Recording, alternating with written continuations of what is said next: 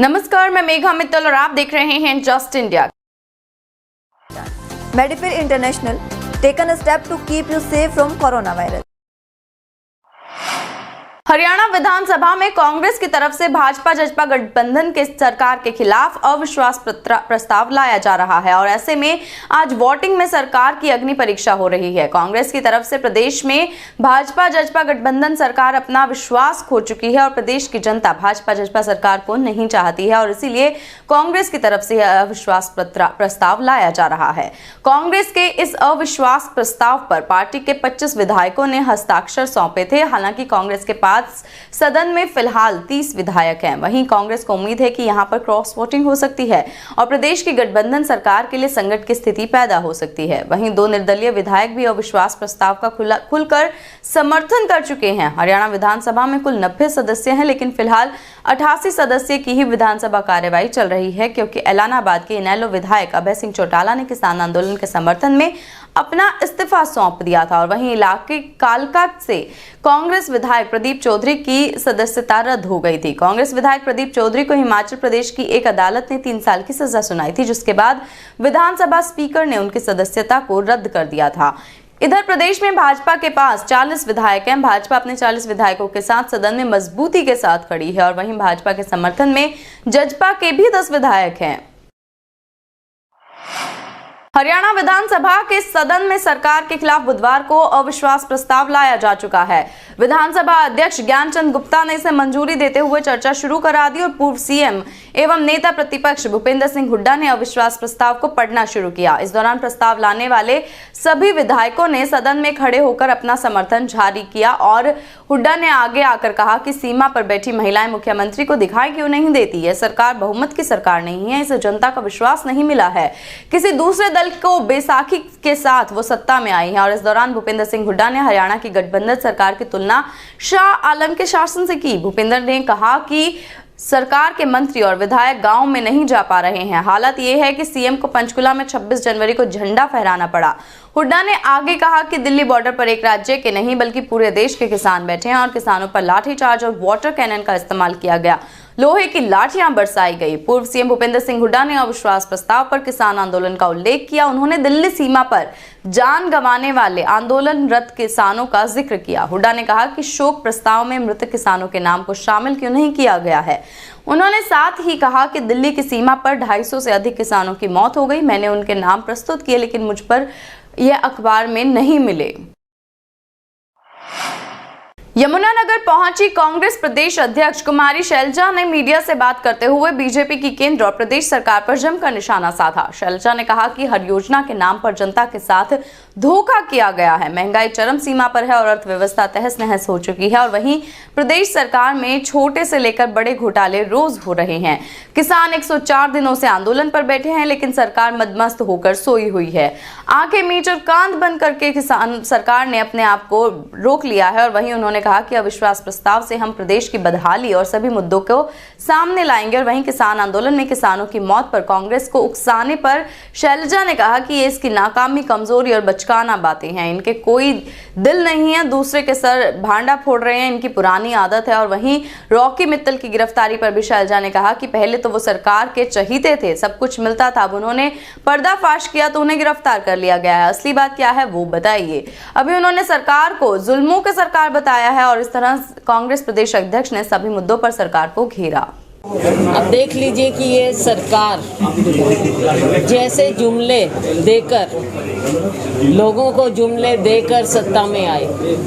महिलाओं से हम पूछ लें या किसी भी घर से आप पूछ लीजिए, उज्ज्वला के नाम पर इन्होंने कितना बड़ा धोखा किया, बहनों को क्या कहा और आज एलपीजी का क्या हाल है। चाहे मार्केट प्राइस आप देख लीजिए दिन पर दिन बढ़ती जा रही है, सब्सिडी की बात करें तो वो ख़त्म होती जा रही है। पेट्रोल डीजल की कीमतें, जबकि अंतर्राष्ट्रीय बाजार ऐसी कीमत वहाँ पर नहीं।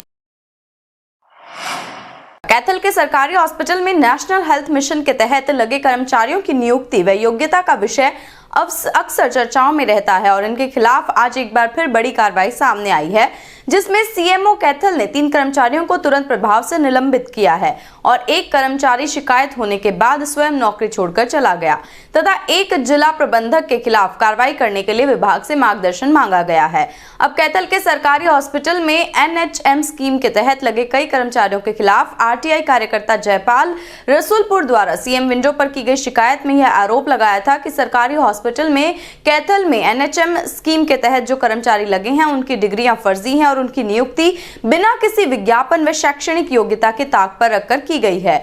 इस पूरे मामले की जांच कैथल के मौजूदा एसडीएम संजय कुमार द्वारा की गई, जिसकी जांच रिपोर्ट में जीआईसी मैनेजर वीरेंद्र कुमार की डिग्री फर्जी पाई गई तथा एक 4th क्लास महिला कर्मचारी अंगूरी देवी को बिना किसी विज्ञापन के ही नौकरी पर रखा था। और इतना ही नहीं, उक्त महिला की नियुक्ति के दौरान कोई भी शैक्षणिक योग्यता का दस्तावेज नहीं लिया गया और ना ही उसकी आयु संबंधित नियम को ध्यान में रखा गया। ऐसा ही एक और 4th क्लास महिला पूनम धीमान जो सरकारी हॉस्पिटल में कुक कम हेल्पर की पोस्ट पर थी, वह Rama college of nursing Qutubpur से नौकरी के साथ साथ रेगुलर जीएनएम का कोर्स कर रही थी, जिसकी कोई भी अनुमति विभाग से नहीं ली गई थी। ठीक इसी तरह से रेखा देवी को भी बिना किसी विज्ञापन के 4th क्लास कर्मचारी के तौर पर नियुक्त किया गया था। जजपा के टोहाना से विधायक देवेंद्र बबली ने बजट सत्र के दौरान अपनी ही सरकार पर सवाल उठाए हैं। बबली ने सदन में किसान आंदोलन के पक्ष में बयान देते हुए कहा कि किसानों के हालात चिंताजनक हैं और यह आंदोलन प्रदेश के हित में नहीं है। विधायक देवेंद्र बबली ने तो यहां तक कह दिया कि दुष्यंत को अब सरकार को समर्थन वापस ले लेना चाहिए। सरकार के प्रदेश में स्थिति अच्छी नहीं है और प्रदेश से किसान बुरी तरह से बेहाल हैं। सीमाओं पर किसान, बुजुर्ग, महिलाएं और बच्चे बैठे हुए हैं और यह चिंताजनक और पीड़ादायक बात है। हम जब गांव में जाते थे तो कहा जाता था कि अपने गांव में मत आना। हमें गांव में कार्यक्रमों में, सामाजिक कार्यक्रमों में आने से रोका जा रहा है और मैं मुख्यमंत्री, उप मुख्यमंत्री और पूरी कैबिनेट से मांग करता हूं कि इस किसान आंदोलन का समाधान करवाया जाए। जींद के उचाना में सैकड़ों किसानों ने जेजेपी के विधायक और उप मुख्यमंत्री दुष्यंत चौटाला के दफ्तर में उनके चौकीदार को ज्ञापन सौंपा। उप मुख्यमंत्री के मौजूद न होने के कारण किसानों ने ज्ञापन की एक प्रति को ऑफिस की दीवार पर चस्पा कर दिया। ज्ञापन देते समय प्रदर्शन में काफी संख्या में महिलाओं ने भी भाग लिया और सुरक्षा की दृष्टि से चौटाला के ऑफिस पर काफी संख्या में पुलिस बल भी मौजूद रहा। संयुक्त मोर्चा के आह्वान पर आज ही जींद के दूसरे विधायकों को भी ज्ञापन सौंपे जाएंगे, जिसमें जींद विधानसभा से बीजेपी के विधायक कृष्ण मिड्डा, जुलाना से जेजेपी के विधायक अमरजीत ढांडा और नरवाना से जेजेपी के विधायक रामनिवास सूरजा खोड़ा शामिल है। ज्ञापन में 10 मार्च को होने वाले अविश्वास प्रस्ताव में सरकार के खिलाफ वोट करने को कहा गया था और ज्ञापन में इन विधायकों को लिखा है कि यदि आप सरकार के समर्थन में मतदान करते हैं तो इस निर्वाचन क्षेत्र की जनता आपको सबक सिखाने के लिए मजबूर होगी। ज्ञापन देने के बाद किसानों का कहना था कि दुष्यंत चौटाला वोट लेने के समय तो उचाना में आ जाते थे, लेकिन किसानों का ज्ञापन लेने के लिए उनके पास वक्त नहीं है। आपको बता दें कि आज ये अविश्वास प्रस्ताव रखा गया है, जिस पर इस ज्ञापन का भी असर देखने को मिल सकता है। मैम, किस तरह ज्ञापन सौंपा? ये जो आज है हम दुष्यंत चौटाला का जो मतलब रियासत है ये या जो इसका ऑफिस है, इस पे अविश्वास जो प्रस्ताव है उसके लिए हमने उस पर प्रेशर बनाने की कोशिश करी है कि भी आप कल जो वोटिंग है वो वोटिंग मतलब सरकार के खिलाफ करिए, क्योंकि आपने काफी टाइम हो गया आप देवीलाल की राजनीति करो हो और आपको ये जो आप जिस करैक्टर में आप हो ये आपको शोभा नहीं देता, क्योंकि आपको किसानों और जवानों और आम गरीब मजदूरों के साथ होना चाहिए, ना कि सरकार के साथ। और बीजेपी सरकार है, बीजेपी सरकार तो उनको ले डूबेगी। जिस तरह हमने आज ज्ञापन दिया है हमारे लिए शर्म की बात है। उनके पास क्या ऑफिस में बिठाने के लिए एक बंदा नहीं है जो हमारा ज्ञापन ले ले। अलीगढ़ मार्ग पर ट्रक की टक्कर से राज्य स्तरीय बॉक्सर की मौत हो गई। मृतक बाइक पर सवार होकर बीती रात अपने पैतृक गांव पैलक से पलवल की तरफ जा रहा था, तभी एक ट्रक ने सामने से उसकी बाइक को टक्कर मार दी, जिससे उसकी मौके पर ही मौत हो गई। आसपास के लोगों ने पुलिस को मामले की सूचना दी और सूचना पर पहुंची पुलिस ने शव को कब्जे में लेकर पोस्टमार्टम के लिए पलवल के नागरिक अस्पताल भिजवाया है।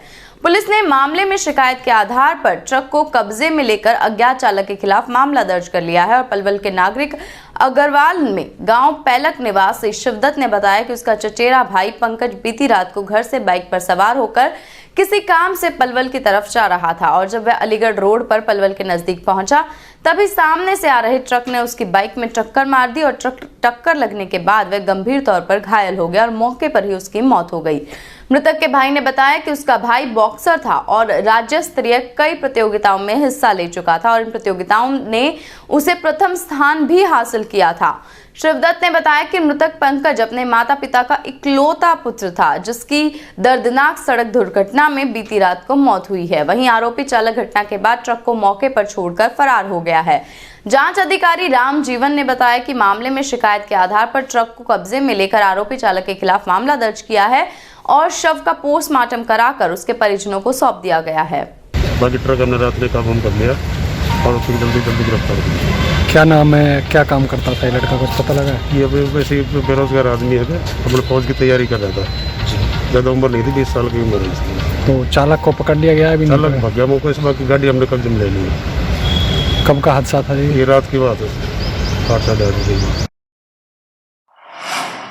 Be Fast Fit, India's fastest growing fitness chain, now at Rohtak D Park. Just India के इस बुलेटिन में बस इतना ही। और भी खबरों के लिए देखते रहिए जस्ट इंडिया। नमस्कार।